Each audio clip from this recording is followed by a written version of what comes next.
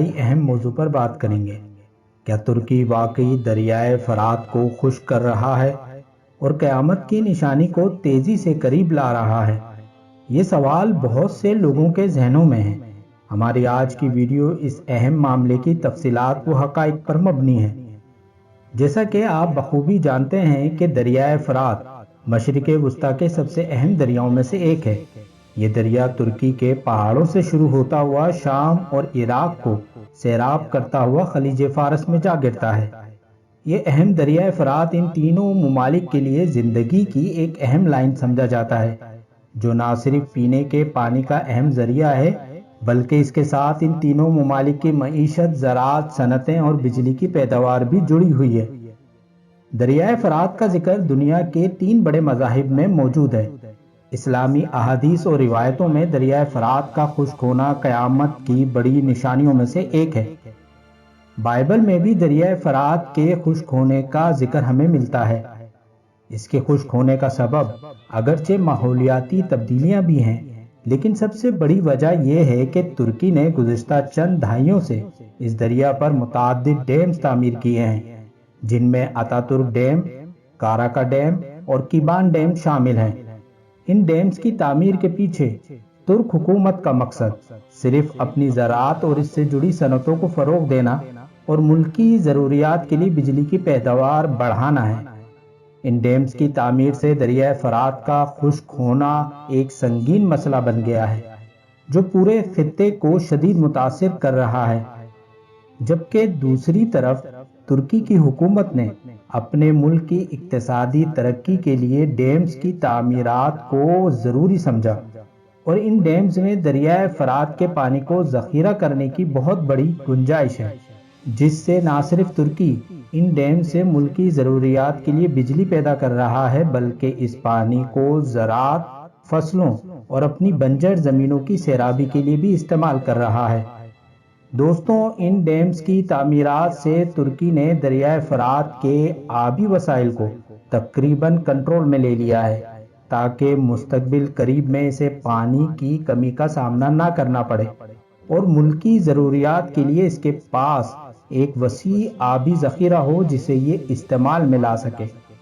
لیکن ترکی کے ان حالیہ ڈیمز کی تعمیرات کے اثرات براہ راست شام اور عراق یعنی نیچے کی زمینوں پر آئے ہیں، اور شام اور عراق میں پانی کی فراہمی میں شدید کمی واقع ہوئی ہے، جس سے ان دونوں ممالک کی زراعت، لائیو اسٹاک اور روزمرہ کی ضروریات میں بہت تیزی سے اثرات پڑ رہے ہیں۔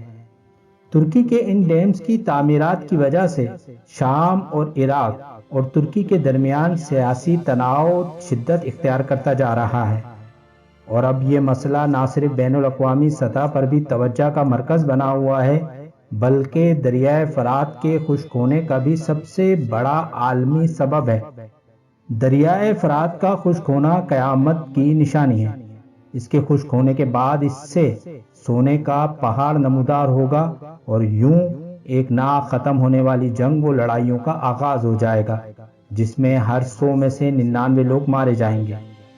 دریائے فرات کے خشک ہونے کا سب سے بڑا سبب ترکی کے ان ڈیمز کی حالیہ تعمیرات ہیں، اور ترکی کے یہ ڈیمز اس پورے خطے میں آنے والے وقتوں میں خوفناک جنگ کا سبب بنیں گے، کیونکہ ترکی نے ان ڈیمز کی تعمیرات دریائے فرات کے اونچے مقامات پر کی ہیں، اور ان ڈیمز کی تعمیر سے دریائے فرات کے نچلے حصے میں شام اور عراق میں پانی کی کمی واقع ہو رہی ہے، جس سے شام اور عراق کے کسانوں کو مشکلات کا سامنا کرنا پڑ رہا ہے، اور تیزی سے کم ہوتے ہوئے پانی سے زرعی پیداوار میں بھی کمی آ رہی ہے، جس سے اس خطے میں آنے والے وقتوں میں غذائی بحران کے سیاہ بادل منڈلا رہے ہیں۔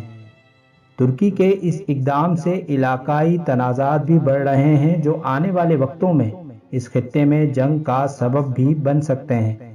دوسری طرف شام اور عراق نے ترکی پہ یہ الزام عائد کیا ہے کہ وہ اس قدیم بہتے دریائے فرات کے پانی کو ہتھیار کے طور پر استعمال کر رہا ہے، کیونکہ ان ڈیمز کی تعمیرات سے ان دونوں ممالک کا ماحولیاتی نظام بگڑ گیا ہے اور وہاں کی حیاتیات و نباتات کو بھی نقصان پہنچ رہا ہے۔ پانی کی کمی کی وجہ سے ان دونوں ممالک میں مچھلیوں کی تعداد میں بھی کمی واقع ہو رہی ہے، दोस्तों, इसमें कोई शक नहीं कि तुर्की के दरियाए फरात पर इन इकदामात की वजह से शाम व इराक के आबी वसाइल में 50% कमी वाक़या हुई है और इन ममालिक में ये बहता दरिया खुश्क भी हो रहा है और इसमें नमकियात व आलूदगी भी बढ़ रही है, जो इर्द गिर्द के रहने वाले इंसानों और मवेशियों की ज़िंदगी के लिए भी खतरा है। दोस्तों, तुर्की के ये अजीम देवहेकल डैम्स दरियाए फरात को ना सिर्फ तेज़ी से खुश्क कर रहे हैं बल्कि क़यामत की निशानी के ज़हूर का भी ज़ाहिरी सबब बन रहे हैं। तुर्की की ये तामीरात कौले रसूल सल्लल्लाहु अलैहि वसल्लम की सदाकत का भी ऐलान कर रही हैं कि फरात खुश्क हो जाएगा और इसके नीचे से सोने का एक पहाड़ निकलेगा। जो शख्स उस वक्त मौजूद हो इसमें से कुछ ना ले।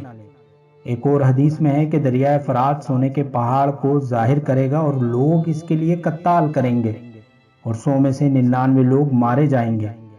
दोस्तों, उम्मीद है कि आपको हमारी ये वीडियो मालूमाती और मुफीद लगी होगी। अपनी राय और तजावीज़ कमेंट्स में ज़रूर बताएं।